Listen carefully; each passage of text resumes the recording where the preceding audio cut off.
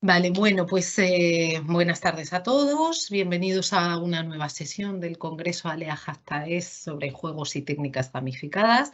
Vamos a dar comienzo a la primera de las mesas de esta tarde, pero antes de eso, bueno, voy a dedicar un segundo a hablar de la estructura que vamos a seguir en el desarrollo de la misma. Si os parece bien a todos, intervendrán todos los ponentes, bueno, pues uno tras otro, y solo al final, cuando acabe Daniel Hurtado, que es el último, bueno, pues abrimos el turno de preguntas para ellos. Así que, bueno, pues te os rogaría, por favor, que para que luego tengamos tiempo de preguntas, debate o lo que sea, bueno, pues que os ciñáis al tiempo establecido para las ponencias. Así que, sin más dilación, bueno, pues comenzamos con Víctor Bastante, profesor del Departamento de Derecho de la Universidad de Almería, autor de referencia a la hora de aplicar técnicas gamificadas a la enseñanza de Derecho, que precisamente, bueno, pues de eso nos viene a hablar, nos va a dar las claves para gamificar una clase de Derecho. Muchas gracias, Víctor, por estar aquí y cuando quieras. Perfecto, voy a compartir la pantalla.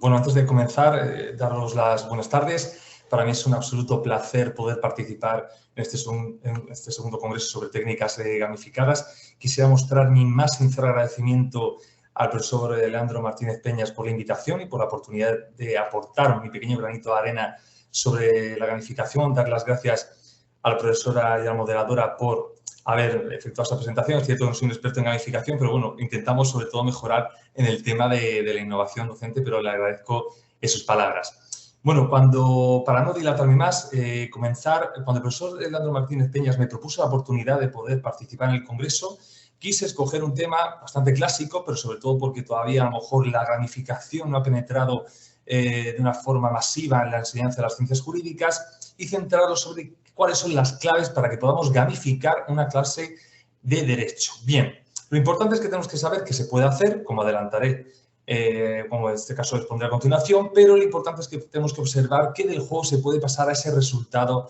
formativo. Lo importante, para comenzar, es centrarnos un poco para observar cuál es la metodología tradicional que se emplea actualmente. ¿Cómo enfocamos las clases de Derecho en la universidad y en la educación del espacio superior?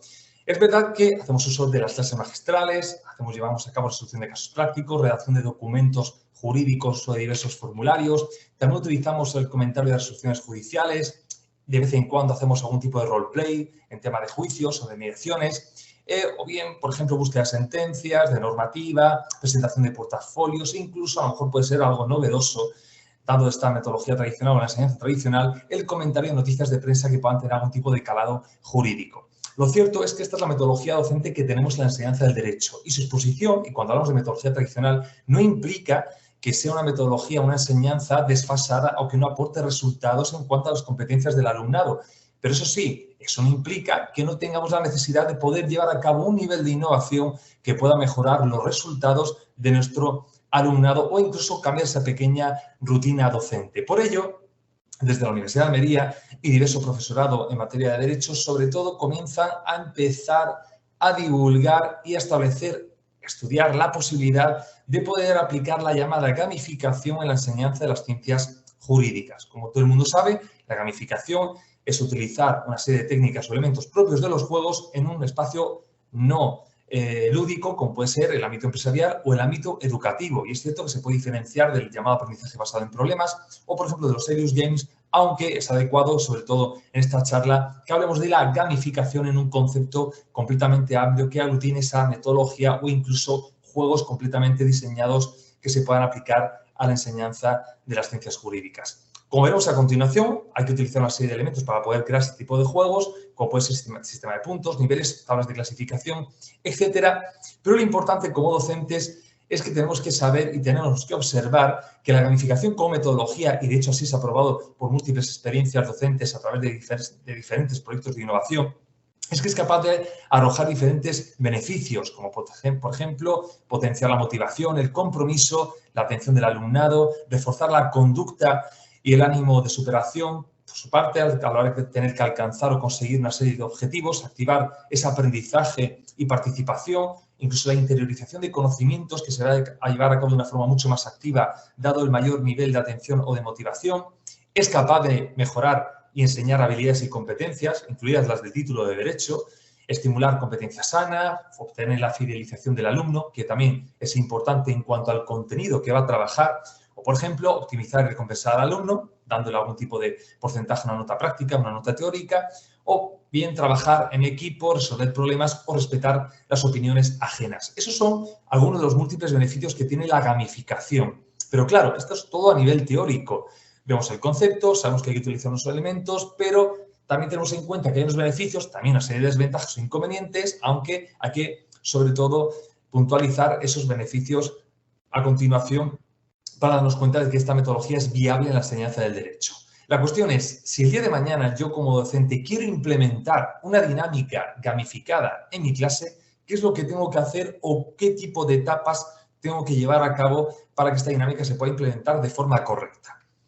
Lo primero y lo más oportuno es establecer una serie de fases. Estas son las claves para poder gamificar una clase de derecho o incluso otra de cualquier disciplina. Lo primero que tenemos que hacer es definir los objetivos. Lo segundo, emplear los elementos del juego para diseñar ese futuro juego o dinámica gamificada, que sería el punto 3. Podemos utilizar para crear esa dinámica gamificada recursos gamificados de carácter digital, como citaré a continuación.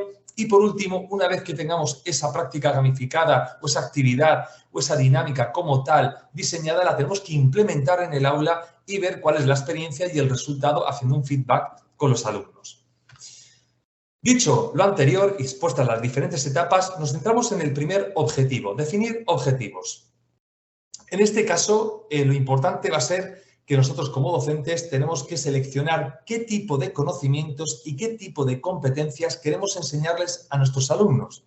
Por ejemplo, a nivel de conocimientos podemos intentar crear una dinámica gamificada que tenga todos los conocimientos de una asignatura o, por ejemplo, de un cuatrimestre o bien de una materia o de un tema concreto. Imagínense que a lo mejor yo estoy impartiendo la asignatura de Derechos Reales y mi intención como docente es crear una actividad gamificada de un tema concreto como puede ser la posesión para mis alumnos.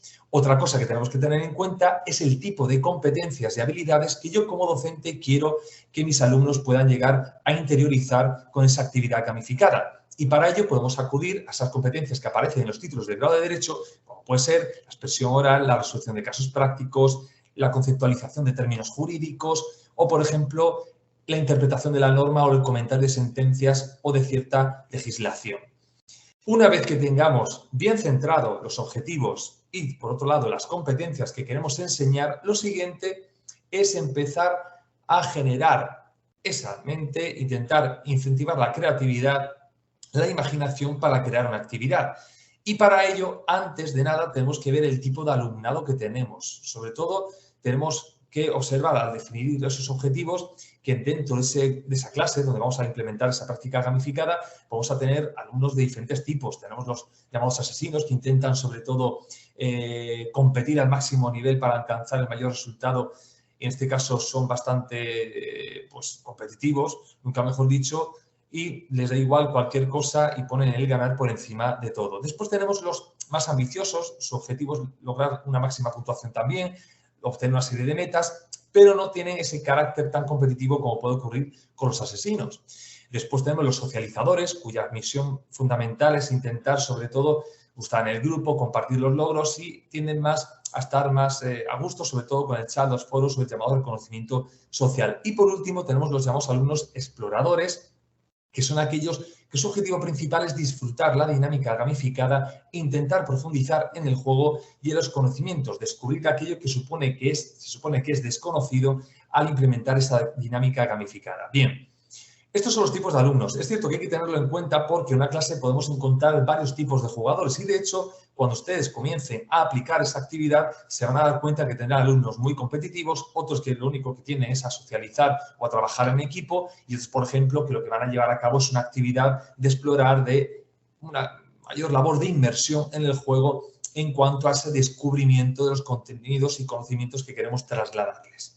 Una vez que marcamos los objetivos, si también seleccionamos un poco, podemos atisbar el tipo de jugadores que tenemos, lo siguiente es emplear los elementos del juego. Aquí tenemos que diferenciar, que es una cosa bastante clásica de la gamificación, las mecánicas, las dinámicas y los elementos. Cuando hablamos de mecánicas, estamos hablando de las reglas y el funcionamiento de un juego. Como por ejemplo, cuando estamos jugando al parchís y hay una ficha que coge y que coincide en la misma casilla con otro jugador y el jugador pierde esa ficha o, que en este caso es comida o eliminada.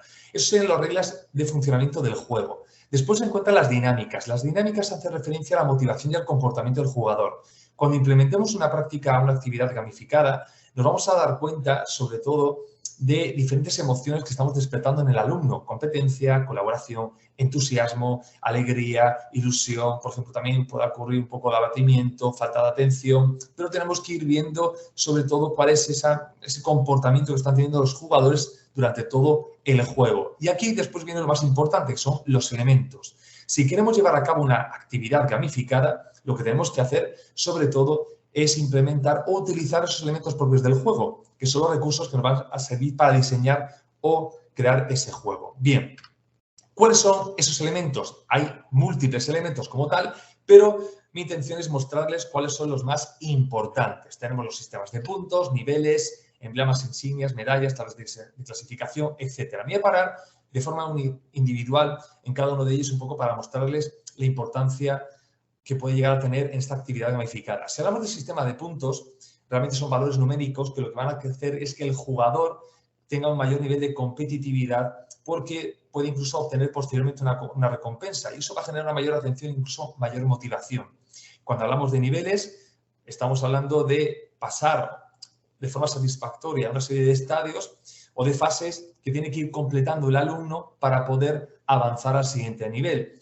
Un sistema de puntos o de niveles, como ejemplo, sería el juego de 50 por 15, donde las primeras preguntas son de una menor dificultad y las siguientes preguntas tienen una mayor dificultad. De modo que conforme el jugador va avanzando de nivel, va alcanzando una serie de puntos, pero también va aumentando esa dificultad. Aparte de esos elementos del juego, podemos utilizar emblemas, insignias o bien medallas. Son logos que podemos ofrecer a nuestros alumnos conforme vayan obteniendo una serie de recompensas o de objetivos. A modo de ejemplo, los Boy Scouts se suelen utilizar las llamadas pegatinas o trocitos de tela. Por ejemplo, si hay un scout que intenta llevar a cabo una buena labor de medio ambiente, un trato respetuoso con los compañeros, un buen trabajo en equipo, se le va ofreciendo ese tipo de logos, de insignias o de medallas. Tablas de clasificación. Aquí es cierto que seguimos con la puntuación, pero lo importante es que si obtenemos, o mejor dicho, utilizamos una tabla de clasificación, estamos permitiendo que los alumnos sean capaces de poder visualizar la puntuación de cada uno de ellos, lo cual va a saber en qué posición se sitúan y puede generar o aumentar el nivel de competitividad. Yo, por ejemplo, como docente, la suelo emplear en Quizid, que la plataforma te permite observar la tabla de puntuación y mis alumnos, de hecho, son bastante competitivos y van viendo la clasificación en tiempo actual, en modo directo, en la pantalla o en el proyector de la clase de Derecho. Después se encuentran los logros, que son objetivos específicos que se pueden llegar a conseguir por el alumnado. Avatares, esa representación visual que puede escoger el alumno para llevar a cabo esa actividad. Por ejemplo, otro día estuve en un curso de formación de gamificación y podíamos elegir entre actuar como magos, como un guerrero o como un gnomo a la hora de poder llevar a cabo una actividad gamificada. Desbloqueo de contenido también resulta de interés, puesto que permite que el alumno, conforme va alcanzando ciertos objetivos, pueda desbloquear más contenido y seguir interiorizando conocimientos, pero en otra fase posterior o, por ejemplo, de otro contenido diverso. Formación de equipos. Podemos llevar a cabo prácticas gamificadas o actividades gamificadas de forma individual, de modo que cada jugador juegue de forma independiente, o bien crear grupos, lo que va a generar una mayor competencia, pero también una mayor colaboración y trabajo en equipo. Y por último, tenemos otros elementos como pueden ser los regalos, las gráficas sociales, misiones que podamos implementar, combates o el uso de bienes virtuales, como ocurre, por ejemplo, con Duolingo. Cuando obtenemos una serie de recompensas, podemos vestir, en este caso, con bienes virtuales al búho con una prenda específica. Todos estos son los elementos del juego. ¿Qué implicaría gamificar? Que yo como docente, si quiero, por ejemplo, enseñar la posesión, tengo que crear un juego, una actividad gamificada que emplee algunos, no todos, los elementos del juego que aparecen en las diapositivas. Combinando la mayoría de ellos o incluso utilizando solamente dos, podemos llevar a cabo una actividad gamificada dentro de la clase de Derecho.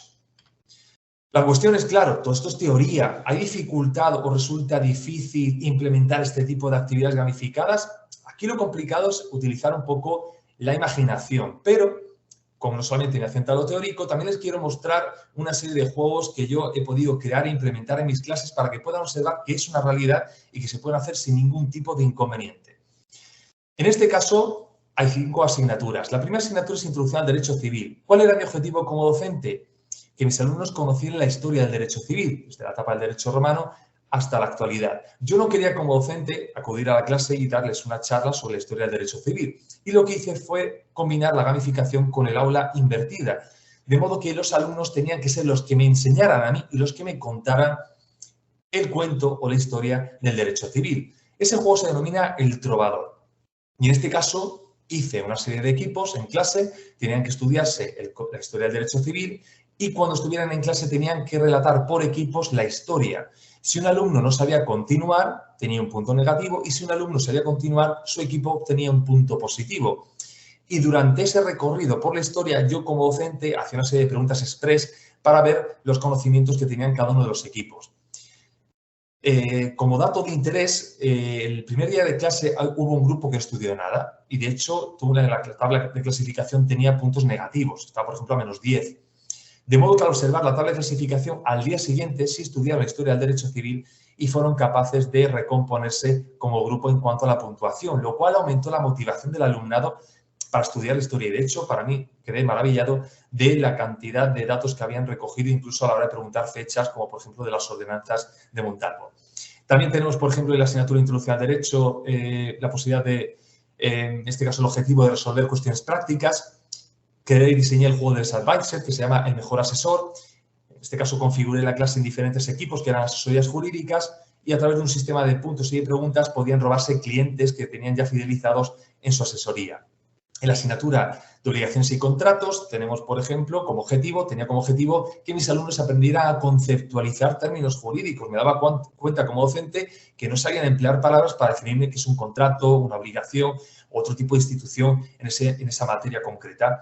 Aquí el juego consiste en una especie de tabú, de modo que un compañero tiene que intentar, por ejemplo, si le aparece la palabra contrato, describir a su compañero en qué consiste un contrato para que pueda averiguar la palabra secreta. En la asignatura de Práctica de Derecho Patrimonial, que es una asignatura de máster de la abogacía, utilicé un juego que se conoce como Les Watch, que es en este caso ley y reloj, porque intenté sobre todo que se pusiera en el papel de un abogado o un procurador. Yo a través del aula virtual les mandaba en cualquier momento, por la noche, por la tarde, por el día, un reto a través del aula virtual que tenían que resolver en 24, 48 horas o, por ejemplo, 12 horas. El alumno que primero me resolviera el reto es el alumno que se llevaba un punto extra, de modo que al final de la asignatura aquel alumno que hubiera obtenido una mayor puntuación se llevaba una puntuación extra para la calificación de la asignatura. Y por último, otro ejemplo, en la asignatura de Derechos Reales y Registro de la Propiedad intentamos combinar una actividad entre derecho civil y derecho procesal con la intención de que los alumnos pudieran, sobre todo, manejar el tema de la competencia en el ámbito procesal. A los alumnos se les repartía una serie de tarjetas con diferentes materias, por ejemplo, en una servidumbre de paso, y tenían que acudir por el campus universitario a diferentes facultades donde había depositadas cajas que simbolizaban tribunales, por ejemplo, el Tribunal Supremo, el Tribunal Constitucional, Juzgado de Primera Instancia. Es una especie de gincana. Los alumnos por grupos tenían que ir depositando esas tarjetas, como si fueran demandas, en tribunales específicos durante, mejor dicho, a lo largo de todo el campus universitario. Como pueden observar, son 5 prácticas o actividades gamificadas. Algunas constituyen verdaderos serious games porque son juegos completamente hechos, no solamente una actividad gamificada que emplee las técnicas y los recursos. Y como pueden observar, empleando los elementos del juego se puede construir una dinámica que tenga un resultado formativo para el alumnado. No solamente nos dedicamos a jugar o a poner énfasis en lo lúdico, sino sobre todo a que puedan adquirir esas competencias y habilidades. A la hora de crear esas prácticas o actividades gamificadas, podemos utilizar diferentes recursos como Kahoot, Socrative, Quizlet o, por ejemplo, Geniali. También les puedo recomendar que tenemos nosotros publicada una plataforma, que es la plataforma Ludoteca Jurídica, donde pueden acceder a diferentes fichas de juegos educativos creadas por docentes en Derecho y que puede implementar o usar cualquier docente de diversas universidades. O también podemos crear, eso sería otro tema aparte, Escape Room en formato físico o virtual para impartir nuestras clases. Una vez que tengamos el juego creado, lo siguiente será aplicar la dinámica y evaluar a los alumnos. Aquí Tenemos que darnos cuenta, sobre todo, ser capaces de pensar y mentalizarnos de lo siguiente. El juego no va a ser perfecto, va a tener virtudes y defectos. Y lo bueno sería llevar a cabo una situación de feedback con los alumnos para que sean ellos capaces de trasladarnos aquellas cosas que podamos mejorar o incluso nosotros como docentes nos damos cuenta que tengamos que cambiar. Por ejemplo, el tiempo que empleamos con el alumnado, algún tipo de regla, si es necesario que los equipos sean de mayor o menor número de alumnos, etcétera. Pero ello nos va a permitir que esa actividad gamificada que hemos diseñado podamos cambiarla y mejorándola a lo largo del tiempo, atendiendo sobre todo a las necesidades ya al aula, incluso poder adaptarla a cada clase de derecho. ¿Qué necesitamos como docentes para poder gamificar? Primero, propósito, motivación y compromiso, creatividad e imaginación. Hay muy buenos profesores con mucha creatividad e imaginación y sobre todo con un lado artístico y creativo que seguramente nos sorprendería en el campo de las ciencias jurídicas. Recursos que son necesarios, el tiempo, eso también nos tiene que hacer recordar que tenemos que olvidar que no lo importante no es solamente la actividad investigadora, sino también la actividad docente y también merece la pena emplear el tiempo en este tipo de prácticas y llevar a cabo sobre todo una aplicación seria de la dinámica gamificada, hacerlo con seriedad y no tomarlo como un simple juego a desarrollar en la clase.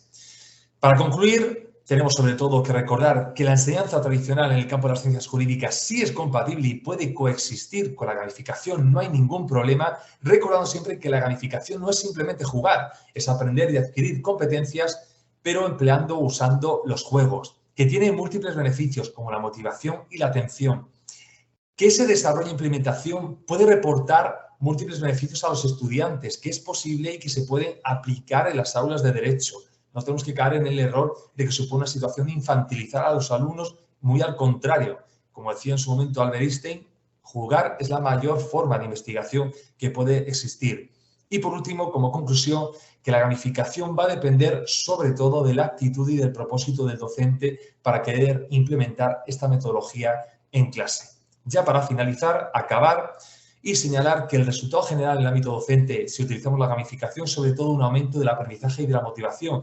Si tenemos la oportunidad de poder cambiar esa dinámica, salir de la rutina docente, no solamente lo van a agradecer los alumnos, sino que también ustedes como docentes van a sentirse satisfechos de poder utilizar metodologías que se salen fuera de la metodología tradicional y que reportan múltiples beneficios. Muchas gracias por su atención, espero no haberme excedido en el tiempo y quedo a su disposición para cualquier pregunta o cuestión que me quieran formular.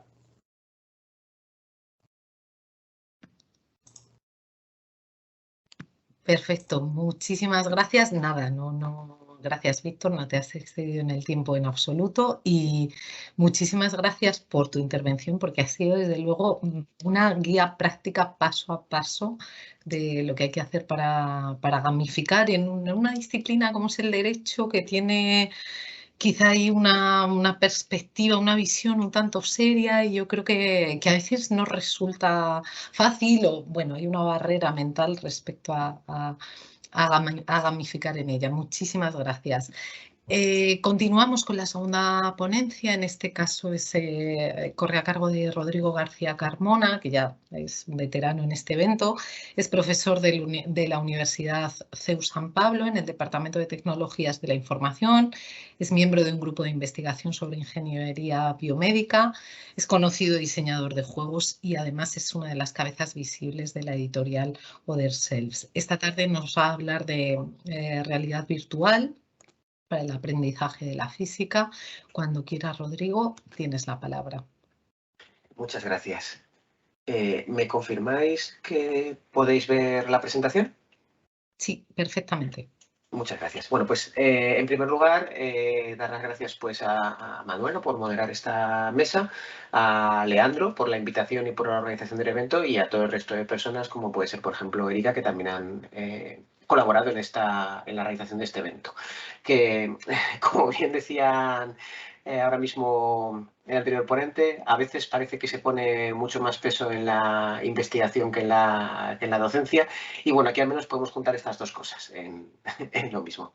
Yo de lo que venía a hablar hoy era de un trabajo que estamos realizando para el uso de realidad virtual para enseñar una serie de determinados aspectos de la física y la problemática que esto conlleva. Este trabajo ha sido realizado, además de por mí mismo, el burro delante, por Antonio Mariscal, que es otro profesor, y por Javier Hernández, que es la persona técnica que nos está ayudando en la realización de este experimento. A ver. En primer lugar, y lo siento para el que estuviera también en mi ponencia del año pasado, me temo que toca hacer una breve introducción a las tecnologías inmersivas porque a veces no se habla con propiedad de estos temas y cuesta saber qué es cada cosa. Sobre todo ahora que se ha puesto de moda la palabra metaverso, pues estamos todos un poco confundidos con este asunto. Por explicarlo de forma súper breve, básicamente las realidades extendidas son un continuo que tenemos entre la realidad real, que es en la que vivimos, y diferentes modificaciones o cambios sobre esta realidad. En primer lugar, pues tenemos la realidad real, como decía, como puede ser esta habitación, que bueno, ya la quisiéramos muchos, pero podemos decir sin duda que es real. La realidad aumentada, que estamos acostumbrados a utilizar con teléfonos móviles, consiste en la superposición de objetos sobre el mundo real, como este pato en el ejemplo. Estos objetos, si bien aparecen sobre el mundo real, no tienen un conocimiento. El programa que se ejecuta sobre este teléfono móvil no entiende realmente la estructura del espacio sobre el que está proyectando objetos. Eso sí ocurre cuando hablamos de la realidad mixta, como la que se puede conseguir con gafas como las que aparecen aquí, este headset, que son las HoloLens, en el cual hay diferentes objetos que entienden la estructura del mundo. Como digo, por ejemplo, ese perro está programado para que no salga del suelo, no puede subirse a la cama porque es un buen perro, y el pato, pues, sin embargo, puede moverse por cualquier punto de la habitación. Y por último, al otro extremo del continuo entre realidad y virtualidad, tenemos la realidad virtual completa, en la que todo el entorno, de nuevo a través de unas gafas que tapan la visión, se sustituye todo el entorno real por un entorno virtual que nosotros creamos. Esta última tecnología, la realidad virtual, tiene una serie de implicaciones muy fuertes. Normalmente en este ámbito hablamos de dos palabras que, aunque fuera del mismo, se usan de forma intercambiable. Rodrigo. ¿Sí? Perdona que te interrumpa, es que no se está compartiendo la imagen. Ah, perdona. No sé si hemos sido nosotros o... Perfecto, ahora sí, muchas gracias. Vale. Bueno, lo siento si he tocado de no debía. Incluso los que estamos todo el día con ordenadores nos liamos con estas cosas. Como decía, hay dos palabras que se suelen utilizar intercambiablemente, pero que no son lo mismo, que son presencia e inmersión. La inmersión, hablamos de las capacidades tecnológicas que un dispositivo nos proporciona. Por ejemplo, un móvil no es muy inmersivo porque solamente ocupa un campo pequeño de nuestra visión. Sin embargo, una gafa de realidad virtual es muy inmersiva porque tapa por completo nuestra visión y nos aísla del mundo exterior. Y la presencia, sin embargo, es una cualidad subjetiva, es decir, la capacidad de la persona que está utilizando la aplicación de realidad virtual, aumentada, mixta, extendida, de sentirse que está en otra parte. Es puramente psicológica. Esta cualidad de la presencia es muy importante para determinadas aplicaciones, ya que pasado cierto tiempo el cuerpo, el ser humano, se olvida de que está en un entorno virtual. Aquí lo que suelo explicar, lo que suelo poner es este típico experimento de la mano de goma, en el que, como podéis ver en el dibujo de más arriba, se sienta una persona en una mesa, se pone una pantalla que le tapa su verdadera mano y luego se pone una mano de goma enfrente. Después se hacen una serie de caricias con un pincel a la mano de goma, al mismo tiempo se le hace esas caricias a la mano real, que recordemos la persona no está viendo, para que vaya desarrollando una sensación de que la mano de goma es suya, y en un momento dado pues se ataca a la mano de goma, por ejemplo, con un cuchillo. En ese momento las personas suelen retirar su mano real asustadas y hay personas que incluso describen que llegan a notar dolor físico. Por supuesto, esto es un placebo, no están notando ningún dolor físico, pero atestigua esta sensación de presencia de la que hablaba. Bueno, esto hace que las experiencias de realidad virtual sean tremendamente inmersivas. Personas que saben perfectamente que están en la universidad, pues no... Aunque su cerebro consciente lo sabe, la parte más reptiliana de su mente se niega a creerlo y reacciona como si lo que le ocurriera en el mundo virtual le pasara en el mundo real. ¿Por qué nos interesa esta propiedad? Bueno, pues en nuestro caso nos interesa para la educación, que es de lo que estamos hablando. Nosotros en las carreras de ingeniería tenemos un problema muy grave con la física, porque la física, según la percepción de todo el mundo, de la mayoría de las personas, es muy difícil. Está llena de ecuaciones, solo la gente súper lista puede ser físico, tenemos en Big Bang Theory a Sheldon Cooper, bueno, existe este método, esta forma de pensar. También se piensa que es incomprensible. Como decía, incluso aunque te esfuerces mucho, no la vas a entender nunca. Quizás sepas resolver problemas, pero no la vas a entender de fondo. Y también que es muy teórica, que no tiene aplicación al mundo real. Te pasas todo el día con un papel, con fórmulas, y luego eso no sirve para la vida diaria, que es lo que se suele decir. Bueno, pues yo diría que este no es el caso, de hecho es algo completamente distinto. Lo que pasa es que tenemos un grave problema de marketing con la física, porque para mí, para nosotros, la física es sencilla. De hecho, si yo tuviera que estudiar Derecho, como hablábamos hace un momento, para mí sería prácticamente imposible, porque tendría que memorizar muchísimas cosas. Pero para mí la física es sencilla porque yo aprendo unas pocas fórmulas y todo lo demás lo deduzco de ahí. Se utiliza mucho la lógica. Y además en la física se puede aplicar muy bien el método científico con la serie de experimentos, comprobación de hipótesis, etcétera, que es algo muy importante para nuestros estudiantes. Y además es muy práctica porque miles de cosas que se utilizan en el mundo moderno dependen de la física. Incluso las cosas más emocionantes, como puede ser pues, estos cohetes que he puesto aquí en la imagen. Otro gran problema que tenemos con la física es que los estudiantes no tienen el nivel adecuado. Nosotros tenemos unos resultados completamente desoladores en el primer año de ingeniería. En matemáticas y en física tenemos entre el 5 y el 13% de aprobados por convocatoria, que no sé lo que os ocurrirá a vosotros en vuestra enseñanza, pero para nosotros estos son números tremendamente bajos, que además se traducen en terribles tasas de abandono. Es decir, hay muchos estudiantes que empiezan una ingeniería muy ilusionados, pero tras ver sus resultados en los primeros años, abandonan. ¿Esto por qué es? A diferencia de otras personas, yo no creo que el stock genético de la humanidad vaya degenerando con los años, entonces no pienso que los alumnos actuales sean más tontos de lo que lo éramos nosotros. Tampoco pienso que en general los profesores de bachillerato sean unos inútiles, sino que a lo que les suelo echar la culpa es que, teniendo en cuenta lo importante que es la selectividad y el enfoque que se le pone en los últimos años de bachillerato, resulta que a los estudiantes se les entrena para resolución de problemas tipo. Es decir, no importa que tú sepas matemáticas o física, sino que sepas resolver los problemas de matemáticas y física que te van a caer en selectividad. Entonces, al final, el estudiante, ¿cómo aprende? Hace una especie de búsqueda de patrones, de pattern matching, en el que él ve problemas, identifica el modelo del problema y aplica de memoria la metodología que él ha aprendido para resolverlo. Porque al final un examen de selectividad está diseñado de esta forma. O sea, un examen para mucha gente no se podría hacer de otra forma.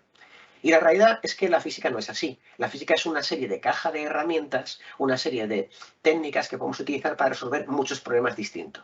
Y el gran placer de la física consiste en encontrar la herramienta adecuada para resolver cada problema concreto. Y por último, pero también muy importante, resulta que los estudiantes tienen un poco desarrollada la capacidad de abstracción. Que es, bueno, hay muchos tipos de inteligencia, esto lo sabemos, pero en concreto para la física la inteligencia más importante es la capacidad de abstracción, de transformar un concepto abstracto en algo concreto y viceversa. Esta capacidad, que como digo es baja en los alumnos que entran en el primer curso, sin embargo, puede entrenarse.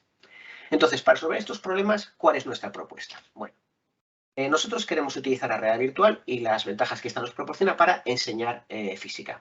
Para ello hemos creado un proyecto que se llama Capsule Lab Corp, ya que la idea del proyecto es que el estudiante se encuentra en una cápsula que viaja por diferentes planetas del sistema solar y los visita y tiene que resolver una serie de preguntas que se le van haciendo. En nuestro caso, la realidad virtual nos ayuda por tres cosas. En primer lugar, por la sensación de presencia de la que hablaba. Esto se traduce en un aprendizaje encarnado. Es decir, yo ya no aprendo física rellenando fórmulas en una hoja de papel, sino que interactúo con el universo. ¿Por qué? Esto es muy interesante porque la física es realmente el estudio del universo. Entonces, yo, gracias a esta realidad virtual, puedo interactuar con el mundo real. Esto, por supuesto, no es novedoso. Nuestros profesores de física y muchos profesores de física a lo largo de los años han estado haciendo experimentos prácticos en el aula, que es la forma de enganchar a los estudiantes e incluso desarrollar juegos a partir de ellos. Pero claro, hay un límite a lo que puedes hacer en un aula.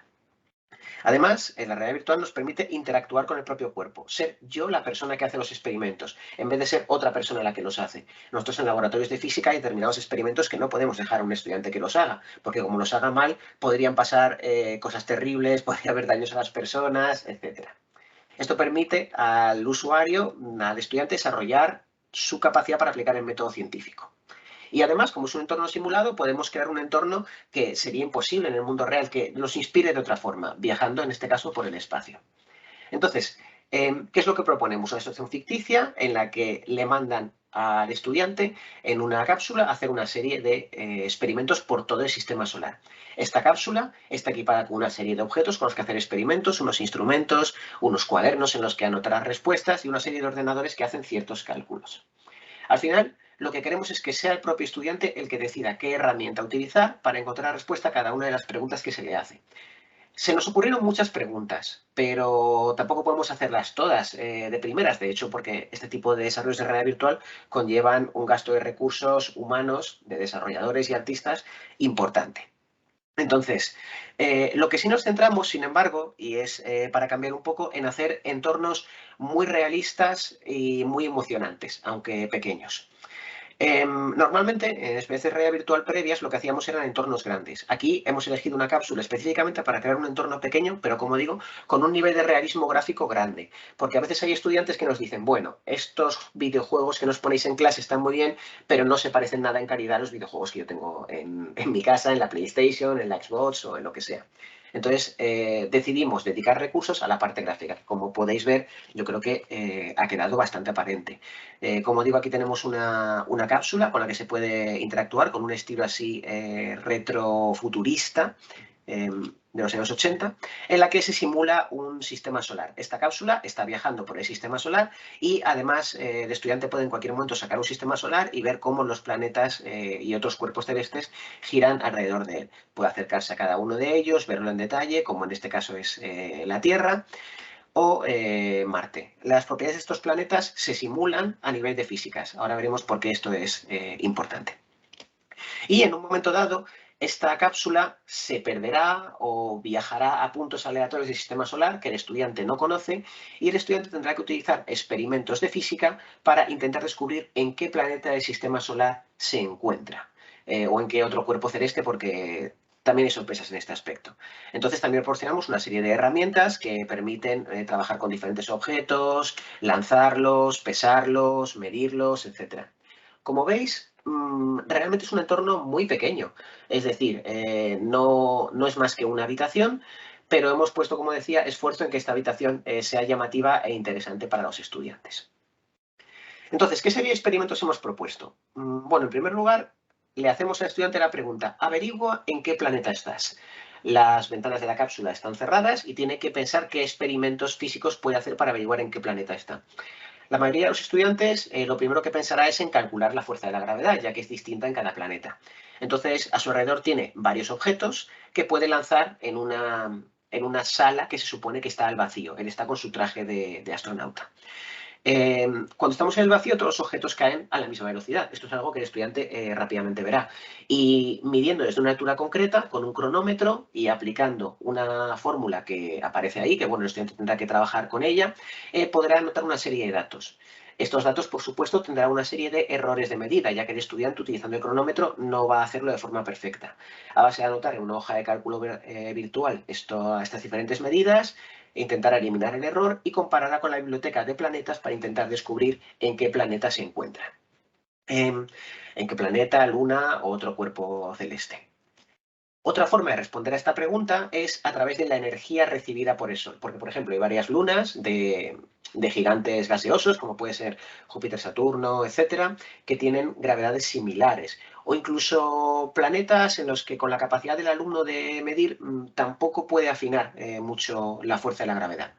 Pero también tenemos un factor que es muy útil para averiguar a qué distancia estamos del Sol, que es la cantidad de energía solar que recibimos, ya que esta decrece con el cuadrado de la distancia. La cápsula está equipada con una serie de paneles solares que funcionan exactamente igual que los que tenemos en el mundo real, que miden la irradiancia, es decir, la cantidad de energía en vatios partido metro cuadrado que se recibe en un punto concreto. Esto, por ejemplo, en la Tierra se reciben 1,3 kilovatios por metro cuadrado. El estudiante medirá en varios puntos, ya que no sabemos si, por ejemplo, fuera hay nubes y eso podría afectar. Y además debería tener en cuenta la dependencia del punto de la órbita en la que se encuentra. En el caso del Sol y la Tierra, pues no es muy complicado porque, por ejemplo, la Tierra tiene una órbita que no varía mucho, pero imaginemos que el estudiante se encuentra en un cometa que tiene una órbita, por ejemplo, muy excéntrica. De nuevo, aquí se compara con una biblioteca de irradiancias para determinar si nos encuentra en Venus, en Mercurio, en alguna luna de Júpiter, etc. Una vez ha resuelto esta pregunta, resulta que, por supuesto, vienen enemigos, porque nos hubiera gustado eliminar la violencia del asunto. De hecho, probamos en otra aplicación de realidad virtual a lanzar meteoritos, pero parece ser que los jugadores se motivaban más cuando en vez de meteoritos eliminábamos alienígenas. Así que, pues bueno, nuestro intento de eliminar la violencia no tuvo éxito. Y la forma de enfrentarse a estos alienígenas es a base de un tiro parabólico. El tiro parabólico se hace de nuevo en una, aquí dice sala, pero es un error, en un entorno que sea al vacío, y el alumno tiene un número limitado de intentos para alcanzar un objetivo. Entonces, ¿él qué es lo que tiene? Control del peso del objeto que se lanza, que él sabe a través de la gravedad del planeta que ha calculado, del ángulo con el que lo va a lanzar y de la fuerza. Algún alumno se podría dedicar a intentar lanzar objetos de forma aleatoria, primero así al tuntún, a ver si luego consigue acercarse al enemigo e impactarle, pero no le va a funcionar porque no hay muchos intentos. Entonces, ¿qué es lo que tendrá que hacer? Hacer los cálculos y a partir de ahí intentar impactar al objetivo y si acaso hacer correcciones menores. Además, resulta que este enemigo ha lanzado una serie de minas alrededor de la cápsula que la impiden escapar del planeta en el que se encuentra. Algunas de estas minas son reales, son unas esferas, como la que hemos visto antes en la imagen, y otras son señuelos. Algunas minas son de un color y otras minas son de otro. Un color identifica a la mina y otro color identifica al señuelo. ¿Qué es lo que pasa? Que el estudiante no sabe qué color es cuál. Y lo que hacemos es explicarle que las minas son sólidas y los señuelos son huecos. ¿Eso cómo se puede detectar? Bueno, pues a través del mapeo del campo electromagnético en una esfera, dependiendo de si esa esfera es hueca o es sólida, el campo magnético en su interior varía. En una esfera hueca, con determinada distribución de carga, el campo electromagnético es 0 y cuando es sólida, el campo electromagnético va descendiendo hasta 0. Entonces, él tendrá dos de las minas, sabiendo que una es real y otra es señuelo, medirá el campo electromagnético de una serie de instrumentos similares a un contador Geiger y después de eso pues determinará qué minas son reales y cuáles no y la nave podrá escapar.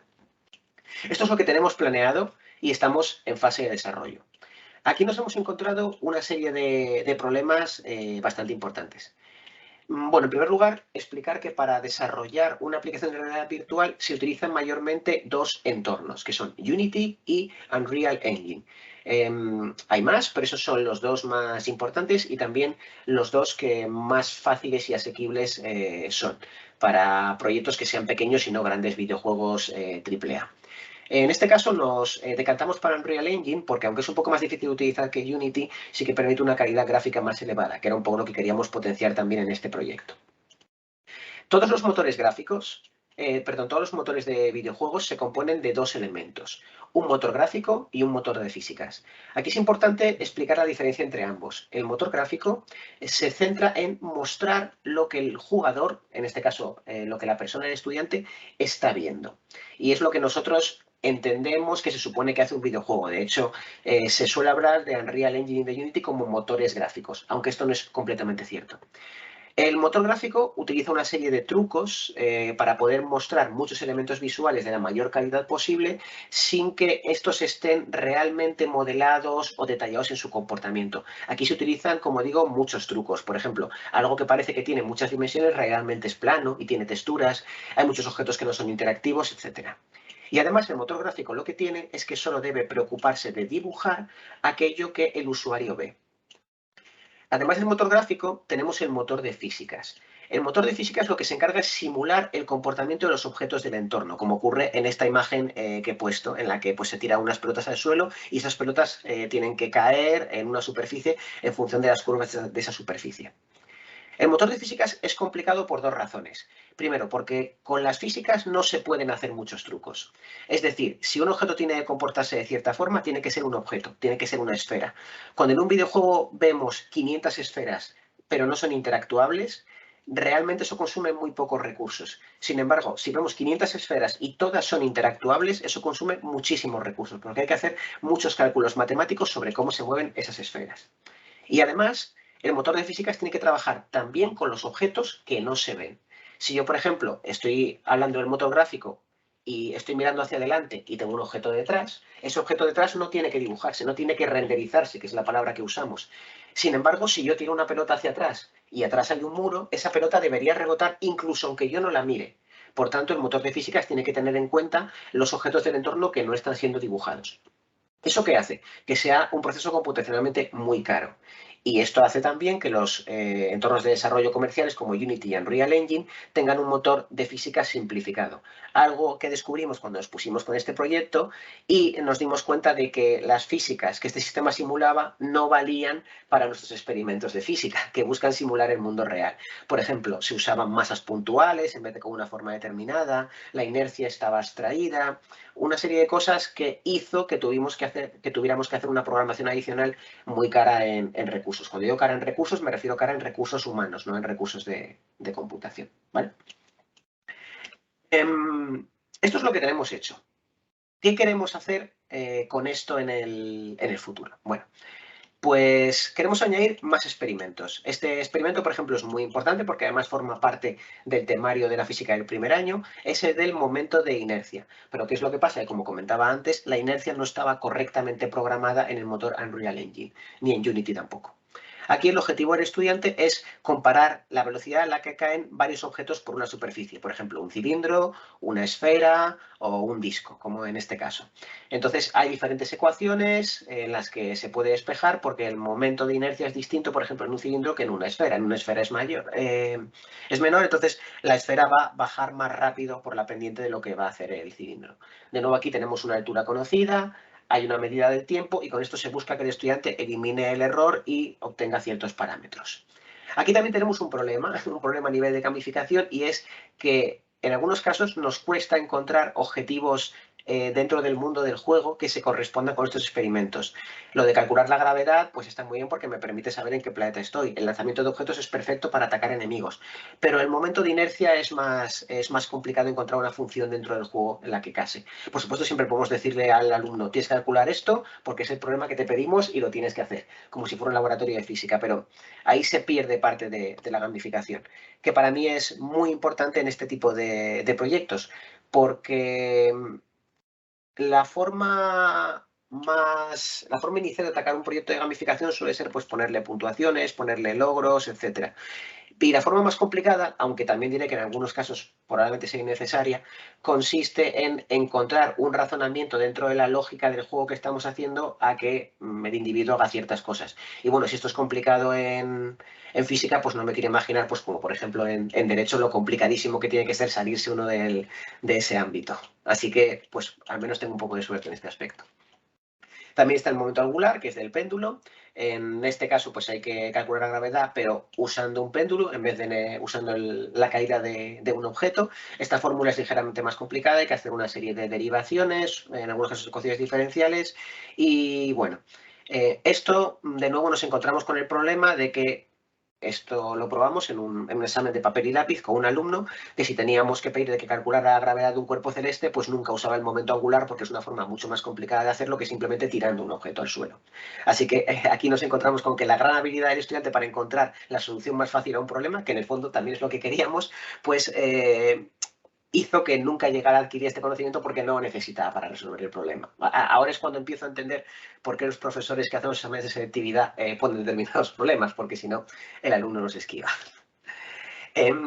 Otro experimento interesante es el efecto Doppler, que es, bueno, esto lo habéis experimentado todos, cuando oís que la sirena de una ambulancia cambia de sonido cuando se acerca y cuando se aleja, es porque la frecuencia a la que nos llega un sonido de un objeto que se mueve hacia nosotros o se aleja de nosotros va variando con ese movimiento.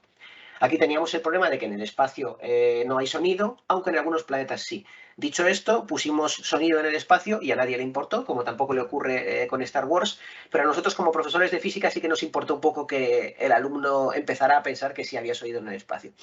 Así que bueno, se me ocurrió hacer otra cosa, que es el efecto Doppler pero aplicado a la luz en vez del sonido, que esto se puede ver en el corrimiento al rojo.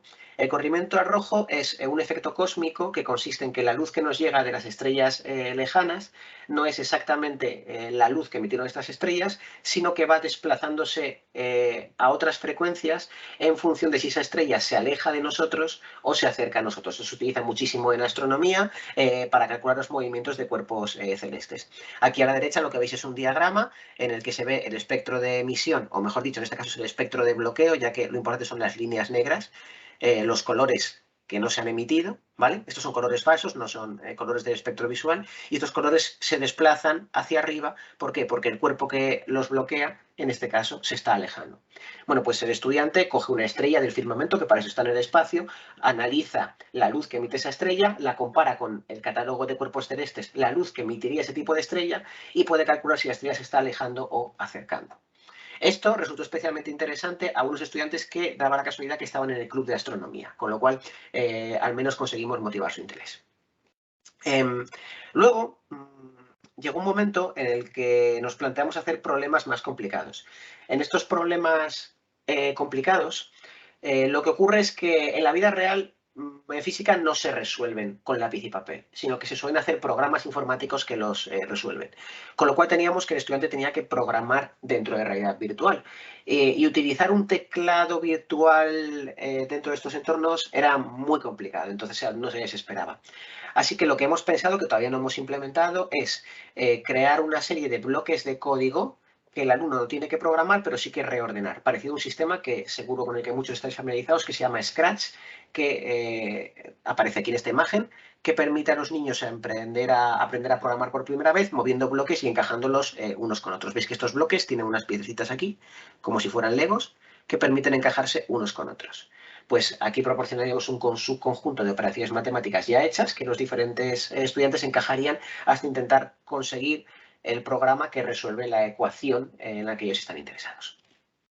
Y bueno, ¿qué nos queda? Las pruebas con cohortes. Afortunadamente tenemos muchos grados a los que esto afectaría. Tenemos el grado en Ingeniería de Sistemas de Información, Informática, tenemos Teleco, tenemos Biomédica, tenemos un grado en Tecnologías para Animación y Videojuegos y tenemos Arquitectura. En todos estos grados se imparte física de una forma o de otra.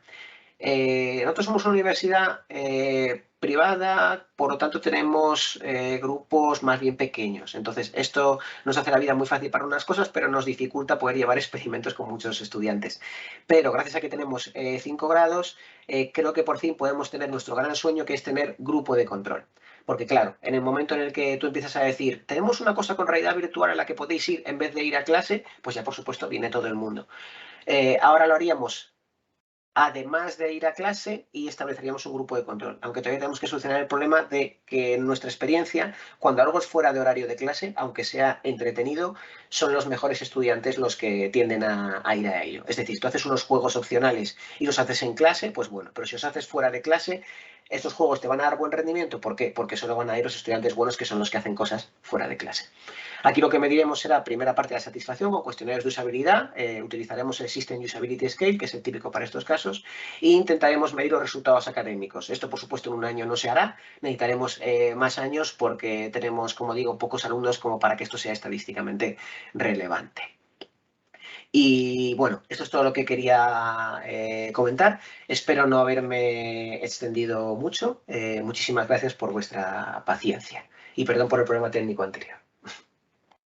Nada, muchísimas gracias, Rodrigo. Te pido yo disculpas porque me ha dado como mucho reparo ver que no se veía y que como estabas explicándolo estupendamente, pero es verdad que era un error por mi parte porque la presentación desde luego merecía la pena. Vamos, la cápsula, como decías tú, es mucho más que aparente, en mi opinión, con lo cual si no hubiéramos visto la diapositiva nos hubiéramos perdido una parte muy relevante de tu intervención. Muchísimas gracias, asombroso, desde luego.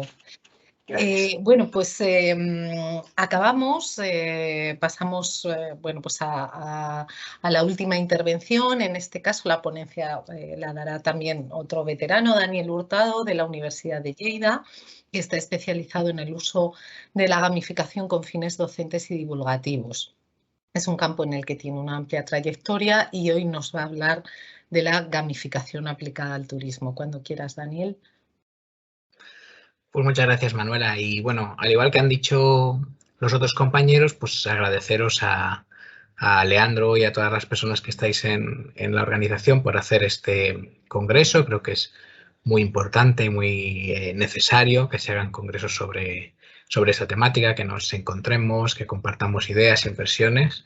Y sé que tiene mucho trabajo detrás también, así que gracias y gracias por contar conmigo.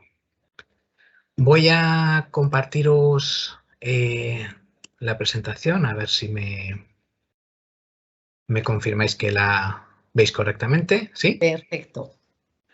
Vale, muy bien. Pues la presentación que os traigo a este congreso, a este segundo Alea Yacraes, es un uso de la gamificación un poco diferente al que hemos visto en las dos anteriores ponencias, que estaban muy centradas al tema educativo, muy directo, ¿no? Muy con alumnos, muy en aula.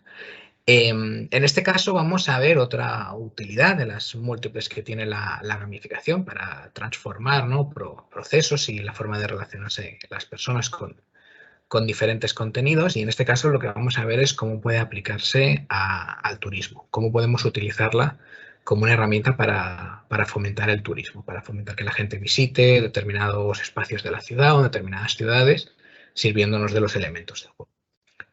No va a ser una presentación general, sino que va a ser un caso concreto de una aplicación, un videojuego para móviles que en colaboración con otros compañeros he estado desarrollando durante el último año y medio y que está a punto de salir al mercado, que se llama The Seven Book, el séptimo libro, ¿vale? Entonces, bueno, voy a poneros un poquito en antecedentes de dónde sale esta iniciativa, de dónde sale este proyecto, y después os cuento con más detalles cómo funciona.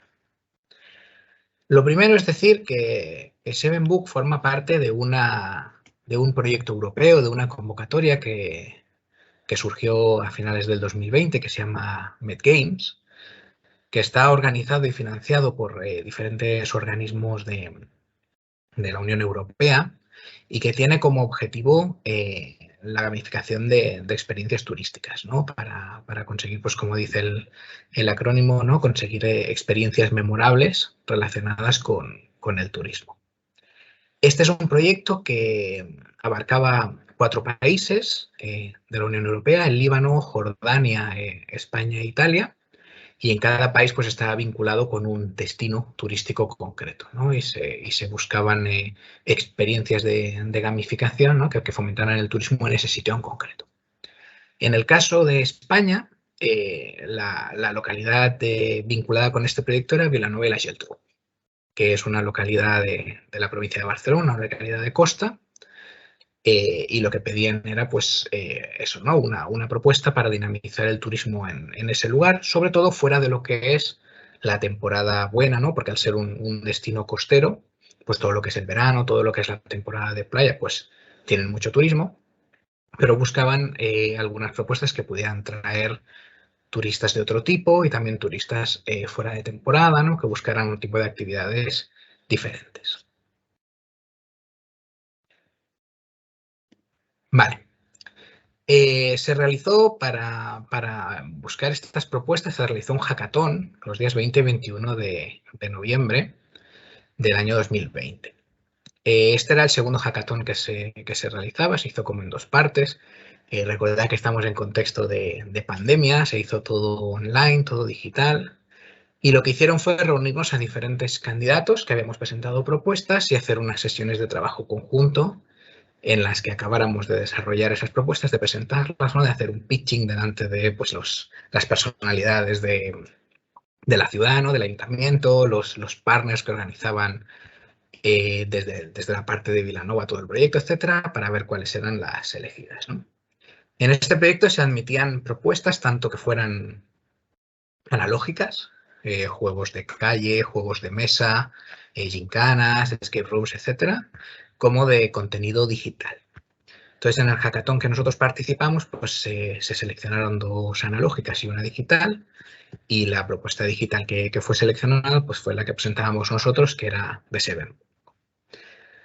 La gente que nos presentamos con esta propuesta, bueno, el equipo de The Seven Book que veis aquí en la presentación, pues estamos muy vinculados con el ámbito académico. Somos un grupo básicamente de profesores de universidad y también de secundaria que en algunos casos incluso habíamos estado relacionados con empresas que se dedicaban al turismo, muchos somos historiadores, didactas, etcétera. Y nos juntamos para presentar esta propuesta junto con 2 empresas. Por un lado, Cubus Games, que es una empresa desarrolladora, un estudio desarrollador de videojuegos con una trayectoria larga ya y con muchos premios. Y Sanskrit, que es una empresa de traducción y de corrección lingüística, ¿no? Que se iba a encargar de toda esa parte que para nosotros era muy importante, ¿no? Que el producto que hiciéramos pues, a nivel de corrección lingüística y de los diferentes idiomas que iba a contener, pues estuviera todo bien. Entonces, hicimos una propuesta conjunta y bueno, conseguimos el premio de ese hackathon, lo que nos ha permitido desarrollarla a lo largo de este tiempo.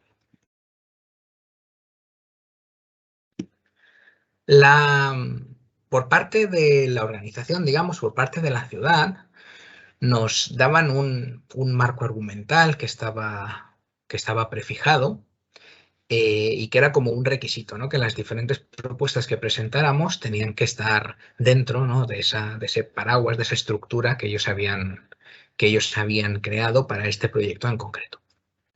En nuestro caso, en el caso de Vilanova, era un marco argumental que se llamaba la Agencia de los Secretos y que giraba en torno pues, a diferentes personajes históricos relevantes relacionados con esta ciudad o de esta ciudad y también con algunos espacios de patrimonio que a ellos les interesaba fomentar.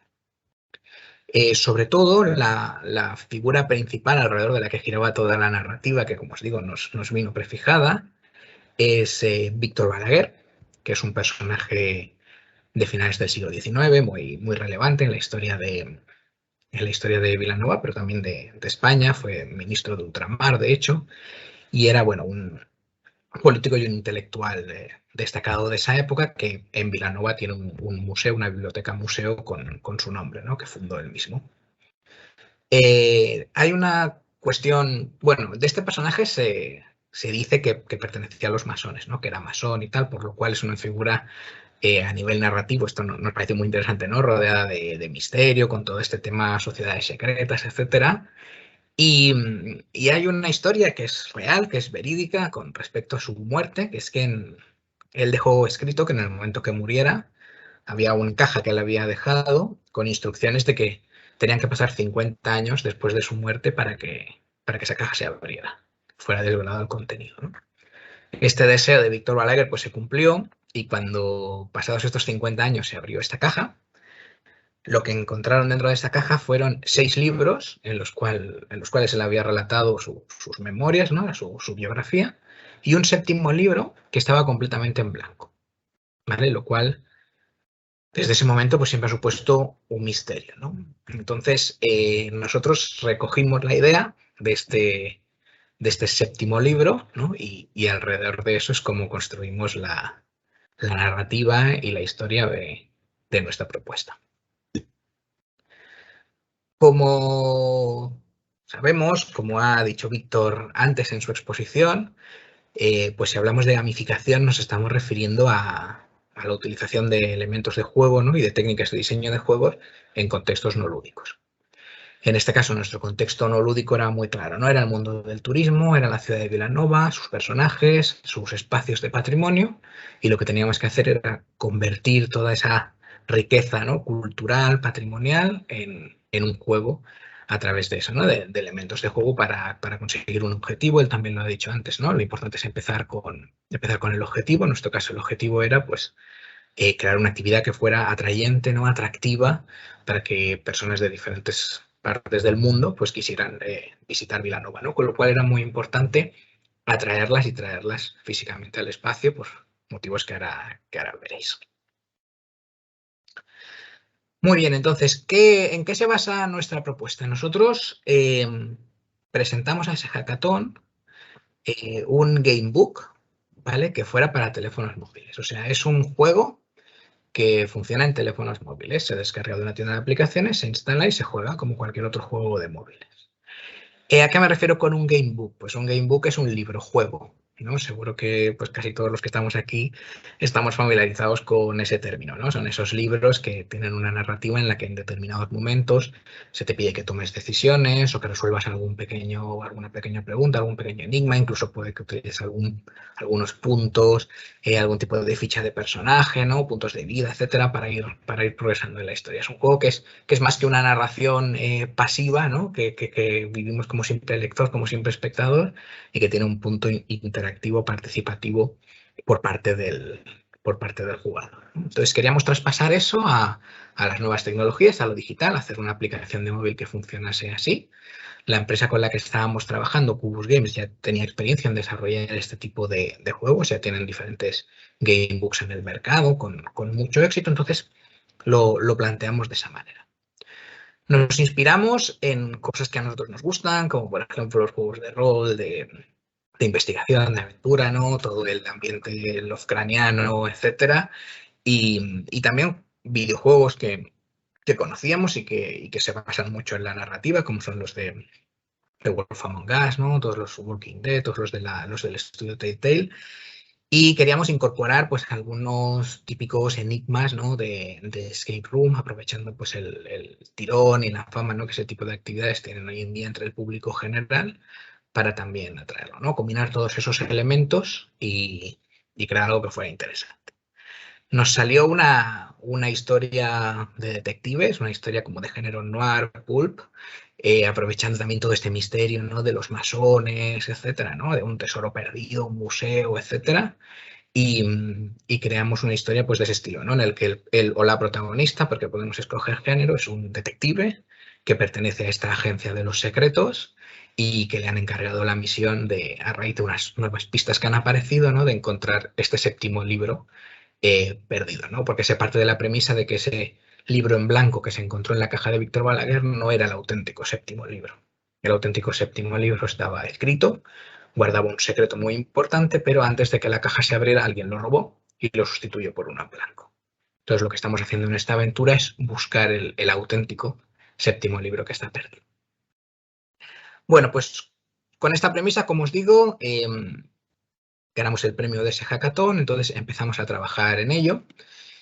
Y hemos seguido un proceso que bueno, ha sido largo, ¿no? Lo iniciamos en enero de 2021 con todo un proceso de documentación. Yo de formación soy historiador y algunos otros compañeros del equipo también son muy aficionados a este tema, entonces hicimos primero todo un proceso de documentación para enterarnos bien de quién eran esos personajes históricos, la historia de los diferentes lugares, de los diferentes enclaves de patrimonio de la ciudad.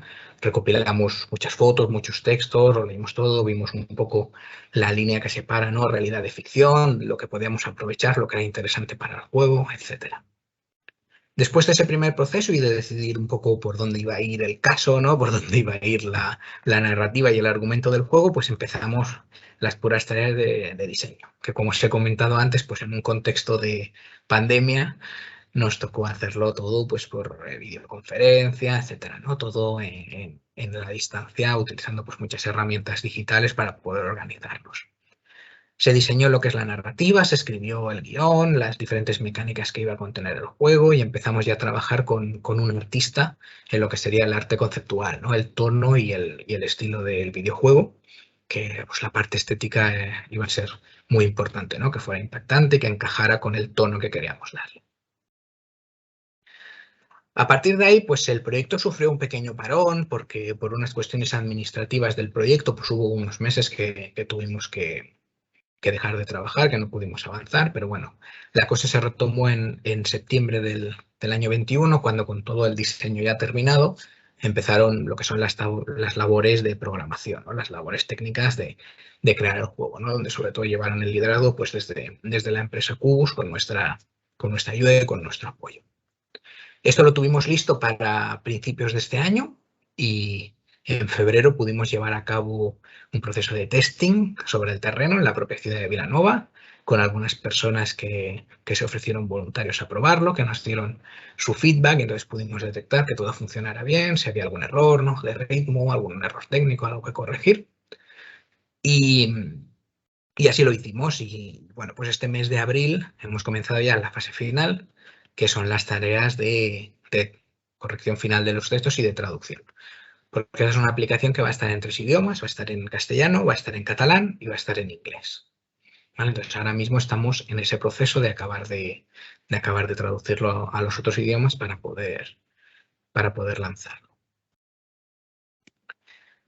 ¿Qué tipo de mecánicas tiene, ¿no? ¿Qué aspecto tiene el juego? Pues bueno, el juego, esto que veis aquí son tres 3 capturas de pantalla, ¿vale? Tenéis que haceros a la idea de que esto lo estáis viendo en el teléfono móvil, por eso tiene este formato así vertical. Le hemos dado, como os decía antes, una estética muy noir, ¿no? Muy de historia de detectives. Nos hemos inspirado mucho, por ejemplo, en Sin City de Frank Miller, ¿no? Es este blanco y negro, de vez en cuando resaltamos alguna cosa en rojo, algún color. Y básicamente vamos avanzando por la historia y vamos enfrentándonos a diferentes situaciones, ¿no? Que requieren diferentes mecánicas. Aquí, por ejemplo, vemos 3 de ellas. Una es la mecánica de toma de decisiones, ¿no? Un personaje nos habla, nos dice algo y nos aparecen diferentes opciones en las cuales tenemos que escoger una. Estas opciones muchas veces pues, nos llevan, como en los libros de Elige tu propia aventura o como en cualquier juego narrativo, ¿no? Hay un esquema en forma de árbol y nos llevan, según las decisiones que tomemos, por diferentes caminos y la narrativa pues, va yendo por un lado o por otro, ¿no? El juego tiene 3 finales diferentes, 3 posibles epílogos, 3 posibles conclusiones que dependen en parte de las decisiones que tomemos. Hay una mecánica también de combate que funciona de esta manera, ¿no? Es como una especie de combate físico. Hay unos puntos en la pantalla en los que tenemos que pulsar en el momento concreto. Si no recibimos daño por parte de la persona con la que estemos luchando, hay unos puntos, ¿no? De KO que tenemos que resistir para poder superar el combate. Los combates no son siempre obligatorios, se pueden esquivar, como digo, depende del modo en el que juguemos, pues o nos tenemos que enfrentar a combates a veces logramos esquivarlos, depende. Y también hay acertijos, ¿no? Hay puzzles, hay mecánicas, hay candados, hay cerraduras con símbolos, que a veces esos símbolos están en espacios físicos a los que tenemos que recurrir para buscarlos, ¿vale? Para conocer la combinación correcta o es una fecha, ¿no? De algún momento histórico de la ciudad, por lo cual necesitamos interactuar mucho con lo que es el entorno y con lo que es el contenido, ¿no? A nivel histórico para poder resolverlo. Más tipos de mecánica diferente. Bueno, hemos incluido una al principio de la partida, ¿no? Cuando creas el personaje se te pide que elijas una de estas 4 habilidades como la habilidad principal de tu personaje, ¿no? Fuerza, destreza, carisma o inteligencia. Volviendo a esos elementos de juego, a esa gamificación que hablamos de incorporar los elementos de juego para que no sea simplemente una narración, una historia como si leyéramos una novela, ¿no? Aquí tomamos decisiones y aquí esas decisiones tienen una influencia, ¿no? Cada una de estas habilidades, seleccionemos la que seleccionemos, pues hará que la historia en determinados momentos pues podamos utilizar nuestra habilidad para resolver un problema, un desafío que se nos plantea, de manera que si no tuviéramos esa habilidad tendríamos que hacerlo de otra manera, con mayor dificultad, etc. También hay una mecánica de evasión, que la llamamos nosotros, en la que salen estos esquemas como de ciudad, como de mapa, y en la que hay unas zonas rojas en las cuales tenemos que, moviendo el personaje a través de ese mapa, ¿no? Pues esquivarlas para que no nos encuentren, para que no nos localicen, porque como decimos, pues es una misión encubierta, es una misión secreta y además no somos las únicas personas que están buscando ese 7º libro, con lo cual tenemos que ir con cuidado. Y decidimos también, con esa intención de fomentar el turismo, ¿no? De la ciudad, etcétera, decidimos involucrar a algunos establecimientos hosteleros de la ciudad, algunos restaurantes. Entonces hemos implementado también en el juego una mecánica de manera que si fallamos a la hora de realizar las diferentes pruebas, ¿no? En un combate, por ejemplo, si perdemos o si nos descubren en las mecánicas de evasión, hay unos puntos de riesgo que cada vez que fallamos ese contador va subiendo. Nos representa que estamos poniendo en riesgo la misión. Y hay un momento en si ese contador se llena, si gastamos todos los puntos de riesgo, la aplicación se para, ¿no? Y te pide que hagas un descanso porque la misión está en riesgo, puede ser que nos descubran, entonces hay que tomarse un descanso. Entonces hemos implementado una mecánica para que con unos determinados establecimientos hosteleros con los que hemos llegado a un acuerdo, pues si tú estás jugando a la aplicación y vas allí, te paras un momentito a tomar algo, pues ellos tienen unos códigos que te facilitan y que te permiten restaurar esos puntos de riesgo, ¿no? De esa manera, pues estamos también ayudando un poco a fomentar a que la gente no solo visite la ciudad, sino que consuma, ¿no? Que visite los establecimientos, que se tome algo, que se pare, descanse, que se lo tome con calma y eso tiene una repercusión en el juego, ¿no? Directamente. Más o menos, esa es una visión general de cómo funciona la aplicación, ¿no? Entonces, lo más divertido, lo más interesante de todo esto ha sido vincularlo con la ciudad, ¿no? Porque si no, pues podría ser un producto totalmente desconectado, ¿no? Que no tendría nada que ver. Sin embargo, tiene mucha relación con los personajes y con los lugares de la ciudad. Además, la aplicación está geolocalizada y si bien tú puedes empezar a jugar, la narrativa está dividida en 5 actos. Tú el primer acto puedes jugarlo desde donde quieras, todo el planteamiento de la misión, etcétera, desde tu casa, te descargas la app desde donde quieras. Pero a partir de que en el juego te piden que vayas a Vilanova a resolver el misterio, ¿no? Y ya avanzas en los siguientes actos, necesitas estar físicamente en los lugares en los que tu personaje está en la narrativa, ¿no? Los lugares de la ciudad de Vilanova y la Geltrú, ¿no? Entonces, por geolocalización, la aplicación comprueba que estás allí. Por lo cual, de esta manera, ¿no? Invitamos a la gente a que el juego les haga, de alguna manera, les impulse a ir a la ciudad y a ir visitando los diferentes espacios patrimoniales que queremos que visiten. Aquí, como veis, pues hemos hecho un trabajo de trasladar a lo que es la realidad al universo del juego, ¿no? Al arte del juego. Pues el personaje de Víctor Balaguer junto a al dibujo que hemos hecho, ¿no? O el propio museo, ¿no? Como sale representado en el juego. Aquí podéis ver algunos ejemplos más, ¿no? Otro personaje como es Francesc Gumà, ¿no? Pues escenarios, el Museo del Ferrocarril, el mercado de la ciudad, etcétera, ¿no? Pues hemos intentado trasladar a ese mundo noir que ocurre dentro del juego, pues espacios reales de la ciudad y los personajes históricos alrededor de los cuales queríamos trabajar. Aparte de eso, hemos incorporado una serie de materiales físicos, de componentes analógicos, de props, que de alguna manera hacen como un poco de puente entre lo digital y lo físico, ¿no? Hemos contado con un artesano que nos ha creado unas placas de bronce, por ejemplo, que vamos a colocar en algunos espacios de la ciudad y que tienen que ver con los enigmas, los personajes tendrán que buscarlas, ¿no? Pues que un poco la experiencia es doble entre lo que tú estás mirando en la pantalla de móvil y lo que estás viendo en tu entorno físico. No queríamos que fuera una actividad en la que solo estuvieran fijos en el teléfono y no estuvieran disfrutando de lo que tienen a su alrededor, ¿no? Por tanto, para resolver la mayoría de enigmas, para progresar en la historia, es importante fijarse en detalles del entorno, estar allí, visitarlos, ¿no? Y en algún caso, para ayudar en ese proceso, pues hemos utilizado props físicos que hemos colocado en los diferentes lugares, además de crear una réplica física del 7º libro, ¿no? De este diario de Víctor Balaguer, que solo para aquellos que consigan completar el juego, que consigan superar la misión, se les dirá dónde está y tendrán la oportunidad de ir ahí, de tenerlo en sus manos, y sirve un poco como libro de visitas. Tiene unas páginas en blanco para que los jugadores puedan dejar algo escrito si quieren, apuntar su puntuación, etcétera, ¿no? Como una forma más de crear esa interactividad. Muy bien, pues ya lo tenemos casi listo. La idea es que esta aplicación, cuando acaben las tareas de traducción que están a punto, se lance al mercado en esta primavera-verano de este año. Y es una aplicación móvil que estará disponible tanto para Android como para iOS. Pues eso es todo. Deciros que muchas gracias y aquí tenéis mis datos de contacto por si tenéis alguna pregunta, por si queréis saber más sobre esta iniciativa. También deciros que es un proceso adaptable a cualquier ciudad y al patrimonio y a los lugares y a los personajes de cualquier ciudad. Con lo cual, si hay algún concejal de cultura, algún alcalde que nos esté escuchando y que esté interesado en el proyecto, pues también que nos contacte, que le atenderemos encantado. Fenomenal. Daniel. Uy, madre mía, se oye. Vale, ya. Fenomenal, Daniel, muchísimas gracias. Interesantísimo el, proyecto, iba a decir, que se materializará de forma inminente, ¿no? Por lo que dices, primavera-verano de 2022.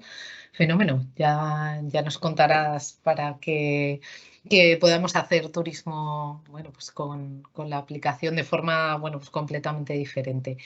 Bueno, pues si os parece, abrimos ahora el turno de preguntas, debate. Vosotros incluso, si queréis intervenir entre vosotros, perfecto, encantados. Pero sí quería leer una pregunta. Ay, que me he salido, perdón, he salido aquí porque he visto que en el chat sí que había una pregunta de Erika.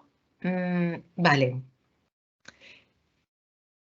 A ver, vale. Bueno, creo que había varias. Vale, aquí empezaba. Vale, me preguntaba Erika, 2 preguntas para Víctor. Al respecto del tipo de alumnos. ¿En Derecho hay algún tipo de jugador particularmente numeroso entre los alumnos? ¿Qué peso recomiendas que deben tener las puntuaciones de los juegos en la calificación final de los alumnos?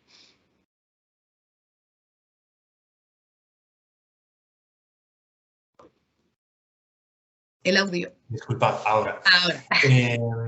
Respecto a la primera pregunta, es cierto que como profesor he observado al llevar a cabo la experiencia gamificada que encuentro más alumnos socializadores o, por ejemplo, más alumnos triunfadores en el sentido de que quieren conseguir el objetivo y la meta. Los killers o los llamados asesinos no son tan abundantes, sino sería un poco desastre aplicarlo porque había una gran competitividad. Pero también es cierto que hay que tener en cuenta las peculiaridades y las características de cada clase.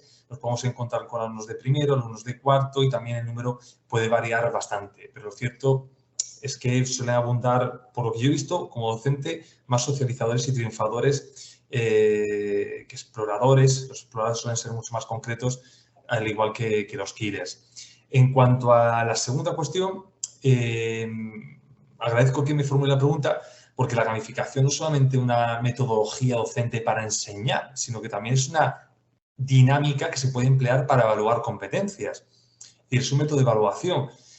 Entonces, la puntuación va a depender de cómo queramos utilizar esa práctica gamificada. Por eso muchas veces no solamente hablo de actividad, sino de práctica gamificada, porque nos puede servir para transmitir conocimientos, o mejor dicho, evaluar conocimientos teóricos o bien conocimientos prácticos. En mi caso, por ejemplo, una vez utilizando el juego Conceptúa, en el que varios equipos tienen que competir para ver quién conceptualiza mucho mejor términos jurídicos, al equipo ganador, piensen que hay por lo menos 30 grupos en la clase, el equipo que gana se obtiene un 0,5 de la nota final teórica, que es sobre 7 puntos.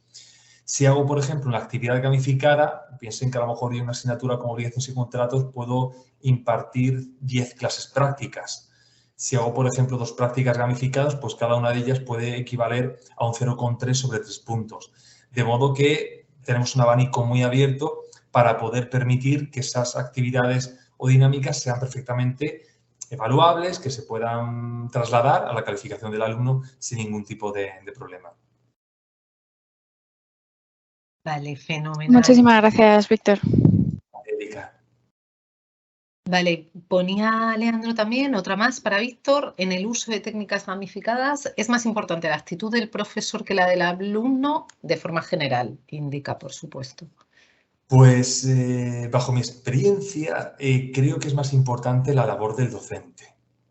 Creo que partimos, por lo menos los profesores de Derecho, partimos de una mejor posición por lo siguiente, porque la enseñanza del Derecho suele ser bastante tradicional, muy rutinaria, y no sabemos salir de las clases magistrales, de los comentarios típicos, etc. En el momento en el que nosotros salimos un poco de esa rutina docente, los alumnos lo suelen agradecer bastante. En mi caso, por ejemplo, los alumnos han estado bastante satisfechos, hemos pasado encuestas de satisfacción donde se anima a que los docentes empleen más juegos educativos en clase, aunque también hay que advertir que hay alumnos que a lo mejor no les interesa este tipo de sistema. Al igual que hay alumnos que no quieren clases magistrales, habrá alumnos que no quieran prácticas gamificadas. Eso es normal, pero sí es cierto que lo importante es sobre todo la actitud y el propósito del docente de querer implementarlo de forma seria, de forma consensuada con los alumnos y sobre todo con ilusión. No se trata de ir a clase y utilizar unos dados, se trata de aplicarlo de forma seria y con profesionalidad a la hora de llevar a cabo nuestra labor docente. Así que yo creo que el papel del docente es prioritario. Vale, en este sentido, antes de pasar, la siguiente pregunta ya es para Víctor, perdón, para Rodrigo, y como yo quería hacer una pregunta tanto para Víctor como para Rodrigo, la meto aquí y continuamos con las del chat. Casi la has respondido, Víctor, pero en todo caso sí querría saber qué porcentaje de clases gamificadas sueles utilizar. Y en el caso de Rodrigo, bueno, pues le quería plantear un poco lo mismo. En física, ¿qué porcentaje estima? Imagino que depende del grado de las diversas asignaturas, pero ¿qué porcentaje estimáis que puede ser un peso adecuado para que, bueno, pues entre los diversos sistemas? ¿Comienzo yo? Sí. Venga, perfecto. Pues en mi caso, al ser una disciplina bastante tradicional y también tengo que tener en cuenta que tenemos que emplear el resto de las metodologías, por ejemplo, en la asignatura obligaciones y contratos, a lo mejor puedo utilizar una dinámica gamificada. Si son 10 clases prácticas, pues utilizar 2 clases de las 10. También es verdad que hay juegos que se pueden aplicar durante todo el desarrollo de la asignatura, como uno de los que exponía en la clase a través del aula virtual, de modo que los alumnos van a estar en ese juego durante todo el desarrollo del curso hasta finalizar el cuatrimestre. Como son juegos que se pueden llevar desde la casa y que no implican a lo mejor el perder el tiempo en la impartición de las clases, no habría ningún problema en poder desarrollarlo a lo largo de todo el curso. Por lo tanto, siempre lo bueno es que nos podemos adaptar a las necesidades y no hay problema para sacarlo fuera de la docencia, que muchas veces nos preocupa, vamos a invertir demasiado tiempo y a perder tiempo para poder dar las clases. Se puede sin ningún problema haciéndolo también online o a distancia. En mi caso, en el caso concreto de esto que estamos planteando, esto en torno a la realidad virtual y lo mismo con medicina, que fue el que presenté el año pasado, lo bonito del asunto es que al ser videojuegos no tiene necesariamente que haber un profesor supervisando, por lo cual el objetivo es que los estudiantes utilicen su propio tiempo fuera de las clases para esto. De hecho, tendríamos un problema para meterlo dentro de las clases porque aunque nosotros tenemos equipos de realidad virtual, desde luego no tenemos equipos para todos los estudiantes a la vez. Esto es un problema que nos suele pasar mucho en carreras muy experimentales, en las que a lo mejor tenemos experimentos de física o de otras cosas y tenemos un entrenador, 2 entrenadores, 3 entrenadores para el número de alumnos, que de todas maneras tendrían que tomar turnos. Lo que sí que intento hacer es, ya fuera del ámbito de la realidad virtual en concreto, es incorporar técnicas de gamificación, pero no como clases concretas. Eso era algo que hacía antes y bueno, había una clase que era un poco más festiva y a lo mejor puedes hacer una al mes, por ponerlo de alguna forma. Es intentar meter pequeños detalles ocupando muy poquito tiempo en la mayor parte de las clases posibles. Pero bueno, esto ya queda fuera de lo que habíamos venido o lo que había venido a expresar aquí, entonces tampoco quiero alargar mucho este aspecto. Muchísimas gracias a los dos. Para Rodrigo, pregunta Leandro, un par de cuestiones. ¿Crees que el uso de gamificación es particularmente importante y útil en el primer curso? En parte como herramienta útil contra el abandono del que hablabas, que tiene unas cifras tan elevadas. Mira, nosotros tenemos un problema con el abandono tremendo. Porque al ser una universidad privada, nuestros jefes, por decirlo de alguna forma, aunque en nuestro caso somos una fundación, que es distinto porque se supone que no busca ganar dinero, etcétera, pero nuestros jefes se preocupan mucho más de lo que se preocupaban quienes me enseñaron a mí. Yo estudié en la Universidad Politécnica de Madrid, por que los de primer curso se queden en un segundo o tercer curso. Entonces, gracias a esa enorme preocupación se han lanzado innumerables iniciativas, pues desde psicólogos hasta esto. Y la ventaja que tenemos nosotros es que para todo este tipo de proyectos estamos recibiendo apoyo y financiación precisamente porque usamos ese argumento. Normalmente a las personas que están en las altas esferas de nuestra universidad, que son personas de cierta edad y muy tradicionales, todo esto de los juegos les parece una tontería, hablando en plata según opinan ellos. Sin embargo, como los alumnos de primer curso son niños, para ellos sí que podemos hacer esto. Entonces, yo personalmente pienso que se debería utilizar en todos los cursos porque pues yo tengo mi edad y sigo jugando y sigo disfrutando de los mecanismos lúdicos cuando me los encuentro porque hacen cualquier experiencia mejor, ¿no? Pero sí que como argumento de venta como mínimo, te diré que en nuestro caso nos ayuda muchísimo en los primeros cursos porque podemos transmitir muy bien, además eso encaja con la idea que se tiene hoy en día de que el estudiante es muy inmaduro, de que son prácticamente niños pequeños, entonces esto ayuda mucho a venderlo de cara a la institución.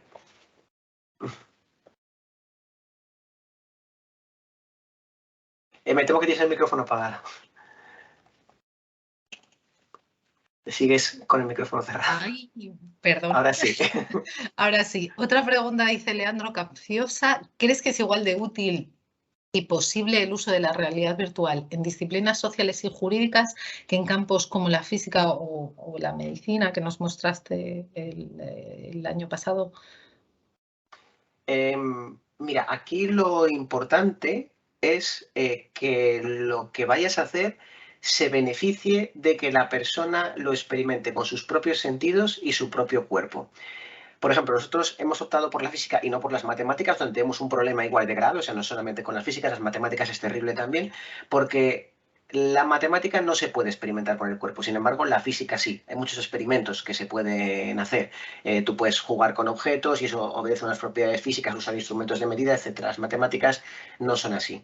Lo mismo en medicina. Entonces, en ciencias sociales y jurídicas se puede beneficiar muchísimo. Pero si nos centramos en el aspecto concreto, por ejemplo, en el derecho, si yo lo que tengo que hacer es estudiarme los artículos de tal determinada ley, no me va a ayudar nada. Pero si yo hago una simulación en la que la persona está en un juicio, eso puede aportar muchísimo porque no es lo mismo leer o ver un vídeo o escribir un artículo sobre la respuesta que te va a dar una persona que está en el juicio frente a encontrarte con una persona de verdad, aunque esté hecha de polígonos, que se enfade contigo, hable fuera de tiempo, te dé el espacio o no te dé el espacio para contestar, etc. Por ejemplo, en psicología sí que hemos utilizado realidad virtual para el entrenamiento en psicología y medicina, para el entrenamiento de profesionales médicos de cómo responder ante pacientes que se ponen muy nerviosos y agresivos. Entonces, tú puedes prepararte leyendo unos papeles o describiendo lo que harías, pero hasta que de verdad no tienes una persona que se te pone delante y empieza a gritar, no reaccionas igual. De la misma forma, puedo pensar que para la historia, pues a lo mejor hacer análisis de un texto o algo más puramente de conocimientos, quizá no aporte mucho, pero en historia del arte, sí poder recrear en 3 dimensiones un entorno antiguo que ya de otra forma no sería visitable, pues sí que aportaría muchísimo.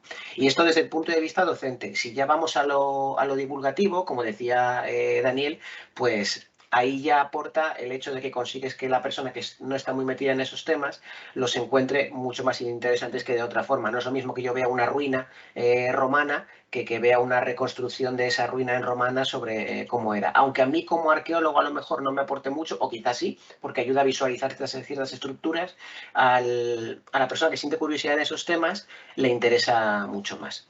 Entonces, por dar un resumen a la respuesta, lo importante es que si crees que es algo que es mejor que una persona lo aprenda utilizando su cuerpo o sus propios sentidos frente a un texto, pues entonces sí. Si no, no aporta y no es una estrategia adecuada. Yo, Manuela, si me permites que me meta aquí. Sí, por supuesto. Sí, que bueno, estoy muy de acuerdo con Rodrigo. Bueno, lo que os quería comentar, aunque se sale un poco de mi ponencia de hoy, es que yo, para la investigación que he hecho para mi tesis doctoral, precisamente la he hecho con realidad virtual aplicada a la historia, que es lo que estaba explicando Rodrigo, ¿no? Y entonces, desde el punto de vista del historiador, es como un sueño hecho realidad el poder transportar a tus alumnos a un entorno que ya no existe, a un entorno y a una situación del pasado que es imposible que puedan sentirse allí dentro de ninguna otra manera, porque puedes enseñarle fuentes históricas, puedes enseñarles fotos, puedes hacer que lean textos, puedes incluso ponerles películas y documentales. Pero no es lo mismo estar presencialmente en una fábrica de la Revolución Industrial o en la Acrópolis de Atenas, ¿no? Y gracias a la sensación de presencia que ha descrito antes Rodrigo en su ponencia, ya no es solo el estar en el lugar, es interactuar con las personas, son cuestiones de la sociedad, de la época, ¿no? De los comportamientos, etcétera. Y bueno, por lo menos en lo que respecta a mi investigación, en mi tesis, los resultados que he tenido son súper interesantes y súper potentes en ese sentido. Para el alumnado, que en mi caso era de educación secundaria, es radicalmente diferente. Vivir un contenido histórico con el libro de texto o vivir un contenido histórico en primera persona en un entorno inmersivo de realidad virtual. Nada que ver. Fenómeno. Muchísimas gracias, Daniel, por tu aportación. En este caso, lo enlazo con la pregunta de Erika, que era para Rodrigo, pero siéntete libre, Daniel, de intervenir si te parece. Porque decía Erika, ¿crees que la realidad virtual puede convertirse en el futuro en una herramienta habitual para enseñar? Yo creo que que sigue desde luego, con cuidado, porque a veces se ponen los avances porque sí, solo porque son avances y no son necesarios. Por ejemplo, yo enseño matemáticas en primer curso, entonces nos han cambiado las pizarras de tiza por unos ordenadores con una pantalla gigantesca y usamos una aplicación que es una pizarra. Tiene sus cosas buenas, ¿no? Como que el alumno puede coger y sacar una captura de pantalla de la pizarra o directamente guardarla como un archivo que con una pizarra normal no podría. Pero tiene sus cosas malas, como que un alumno puede sacar una captura de pantalla de la pizarra sin necesidad de entenderla. Y además, si el ordenador falla o ocurre algo extraño, pues no va a funcionar bien. Entonces, yo me resisto a pensar, porque es que ahora se ha puesto muy de moda, que todo lo vayamos a hacer en el metaverso. Cada cosa tiene su utilidad y su momento. Entonces, como decía antes, para determinadas disciplinas creo que va a ser muy importante, pero no para todos, no para todas.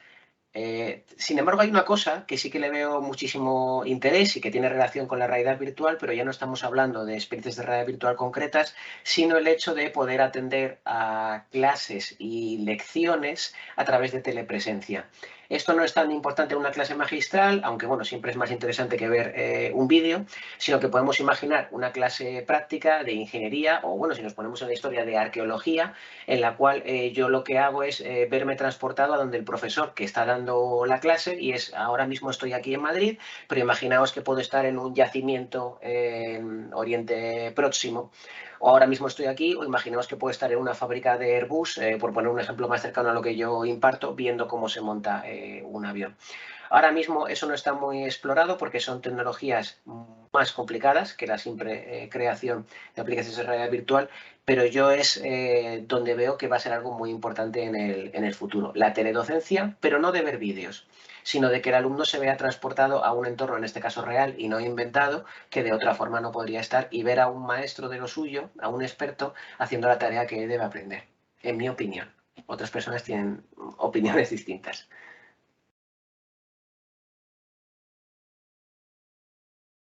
Perfecto.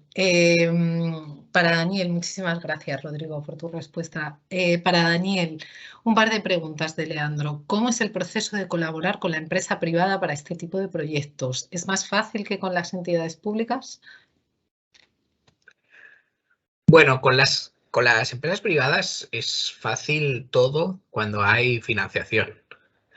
Y yo creo que también por eso os decía al principio, ¿no? Es importante que hagamos congresos de este tipo, ¿no? Es importante que resaltemos y que visualicemos la relevancia que puede tener o la utilidad que puede tener la gamificación para cosas más allá de ser algo teórico, algo académico, ¿no? Sobre lo que hablamos, que tiene aplicaciones prácticas en el mundo real, ¿no? No en vano nace para el marketing, nace para el mundo de los negocios. Entonces, yo creo que parte del éxito que ha tenido este proyecto, MedGames, que yo os contaba, es que desde el momento ha apostado por esto con financiación. O sea, ha puesto euros encima de la mesa y ha dicho, buscamos experiencias para gamificar el turismo, creemos que esto funciona y os vamos a dar dinero para que lo hagáis. Entonces, claro, cuando hay financiación, todo es mucho más fácil. Conseguir empresas colaboradoras que se apunten al proyecto, que sumen, que tal, que cumplan plazos, etcétera, todo rueda mucho más fácil. Entonces, sí, en ese sentido, pues hemos tenido la suerte de que este encargo, ¿no? De que este premio que ganamos en el hackathon iba acompañado de una dotación económica, que es lo que nos ha permitido, llevar a cabo este proyecto. Porque, bueno, no sé, antes Rodrigo en su ponencia decía, pues hay una persona que nos ha ayudado técnicamente, ¿no? A veces, pues cuando no tienes financiación tienes que buscar, ¿no? Quien te ayude, porque yo puedo dominar mucho el contenido, puedo saber diseñar mecánicas muy bien, pero al final si yo no sé programar físicamente, programar técnicamente el juego, al final voy a necesitar a alguien que lo haga, ¿no? Y un artista que haga los dibujos, ¿no? Y yo por los proyectos en los que estoy metido, pues muchas veces trabajo con artistas y yo siempre intento que toda la persona que haga un trabajo cobre por ese trabajo, ¿no? Entonces, claro, si tienes financiación es todo muy fácil, si no, pues tienes que conseguir gente que esté dispuesta a hacerlo por otros intereses o porque crea mucho en el proyecto y claro, eso siempre complica todo. Desde luego, sí, muy razonable. Otra pregunta, ¿cómo de diferente es el uso de la gamificación con fines divulgativos respecto al uso con fines docentes, según tu experiencia? Bueno, yo creo que no es muy diferente. O sea, yo creo que recogiendo un poco lo que han dicho los dos, tanto Víctor como Rodrigo, la gamificación no hay que usarla porque sí, porque la quieras usar o porque sea moderno o porque esté de moda o porque te lo han pedido. La gamificación cumple una función, resuelve problemas. Entonces, por lo tanto, tiene que partir de un objetivo. Si tú no tienes un problema que resolver, no hace falta que implementes la gamificación, ¿no? Entonces, normalmente la utilizamos pues porque tenemos alumnos poco motivados o porque tenemos una tasa de abandono en primer curso muy, muy grande o porque suspenden mucho, porque lo que sea, ¿no? Entonces, en ese sentido, es parecido, porque en realidad tú partes de un objetivo, partes de un problema inicial, ¿no? ¿Qué queremos conseguir a través del juego? En el caso de Seven Book era pues, que unas personas vayan a una localidad en concreto y visiten unos espacios de patrimonio concretos y, si pueden, aprendan algunos facts sobre la historia de esta ciudad en concreto, ¿no? Entonces, pues en ese sentido yo creo que eso es lo que tiene que guiar el proceso creativo, ¿no? Tener muy claro cuál es tu objetivo y qué elementos de juego puedes utilizar para conseguirlo. Fenomenal, muchísimas gracias, Daniel. Bueno, Daniel, Víctor, Rodrigo, a todos, muchísimas gracias. No sé si alguno de vosotros queréis intervenir. Yo, por mi parte, Manuela, si me lo permites, nuevamente agradeceros la posibilidad de poder participar en este congreso. Me ha encantado poder participar en esta mesa con compañeros de otras disciplinas, ver sus proyectos, lo cual es bastante motivador, sobre todo porque nos muestra que no estamos solos en materia de gamificación, sino que también es algo que está comenzando a brotar en diferentes disciplinas en el campus universitario y también con fines divulgativos, de turismo, formativos, lo cual implica que la educación superior está luchando poco a poco por la inserción de esta metodología docente. Así que un completo placer, estoy encantado de conocer a los compañeros y expresarles mi más sincera enhorabuena por los trabajos y los proyectos docentes que han realizado. Perfecto, me sumo a las felicitaciones de Víctor. Es maravilloso escucharos independientemente de lo cercana o alejada que sea la disciplina de la que habláis. Ha sido, muy enriquecedor teneros esta tarde aquí. Y bueno, pues si os parece, cortamos la grabación, nos despedimos porque la siguiente mesa es a las 6:30. Y si queréis hacemos este corte, este descanso, si os apetece quedaros, fenomenal, si tenéis otras obligaciones también estupendo. Y de nuevo, pues gracias en nombre de todos por habernos hecho pasar una tarde maravillosa. Muchas gracias, un placer. Gracias.